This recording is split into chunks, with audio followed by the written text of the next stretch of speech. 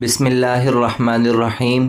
السلام علیکم ورحمۃ اللہ وبرکاتہ۔ حضرت ابو ہریرہ رضی اللہ تعالی عنہ سے روایت ہے کہ نبی کریم صلی اللہ علیہ وسلم نے فرمایا، جب قبر میں مردے کو رکھ دیا جاتا ہے تو اس کے پاس دو کالے فرشتے نیلی آنکھوں والے آتے ہیں، جن میں سے ایک کا نام منکر ہے اور دوسرے کا نام نکیر۔ وہ مردے سے پوچھتے ہیں کہ تو اس ذات گرامی کے بارے میں کیا کہتا ہے؟ تو مردہ کہتا ہے کہ میں گواہی دیتا ہوں کہ وہ اللہ کے بندے اور رسول ہیں، اور میں گواہی دیتا ہوں کہ اللہ کے سوا کوئی معبود نہیں اور محمد صلی اللہ علیہ وسلم اللہ کے رسول اور بندے ہیں۔ یہ سن کر وہ دونوں فرشتے کہتے ہیں کہ ہم پہلے سے جانتے تھے کہ تو یہی کہے گا، اور پھر اس کی قبر کو 70 گز لمبی اور 70 گز چوڑی کر دی جاتی ہے۔ اس کے بعد قبر میں روشنی کر دی جاتی ہے، پھر اس سے کہا جاتا ہے کہ سو جا۔ تو مردہ کہتا ہے کہ میں اپنے اہل و عیال کے پاس جا کر ان کو اس حال سے آگاہ کروں۔ تو فرشتے کہتے ہیں کہ سو جیسے دلہن سوتی ہے